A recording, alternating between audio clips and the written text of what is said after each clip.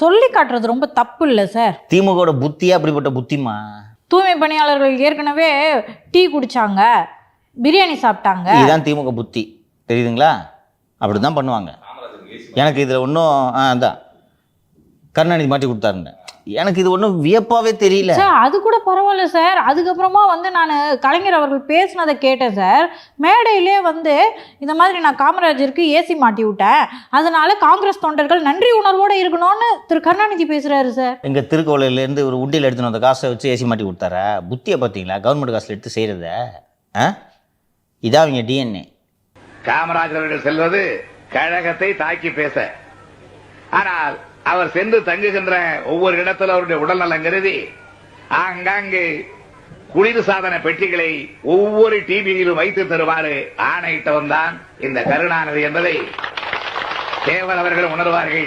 அதனால தான் சார் நான் வந்து ஆல்ரெடி சொல்லிக்கிட்டே இருப்பேன், திமுகவை பொறுத்த வரைக்கும் கமலுக்கு ஒரு விலை இருக்குது, ரஜினிக்கு ஒரு விலை இருக்குது. அதனால வந்து திரு விஜய் அவர்கள் கேர்ஃபுல்லாக இருக்கணும், சரியான ஸ்ட்ராட்டஜியை வகுக்கணும், மக்களுக்காகவும் நல்ல முடிவு எடுக்கணும், அவருக்காகவும் அவர் நல்ல முடிவு எடுக்கணும் அப்படின்னு சொல்லிட்டு. கமல் வேற இவர் வேறமா, ரெண்டையும் ஒப்பிடுவதே தவறுமா.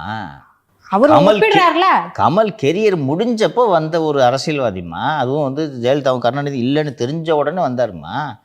இவரும் ரெண்டு பேரும் இல்லாதப்ப தான் வர்றாரு. பட் கெரியரோட உச்சத்திலேருந்து அரசியலுக்கு வருபவரையும் கெரியரில் இருந்துக்கிட்டே பொழுதுபோக்குக்கு அரசியல் செய்பவரையும் நீங்கள் ஒப்பிடுவது சரியான ஒப்பீடாகவே இருக்காது அல்லவா?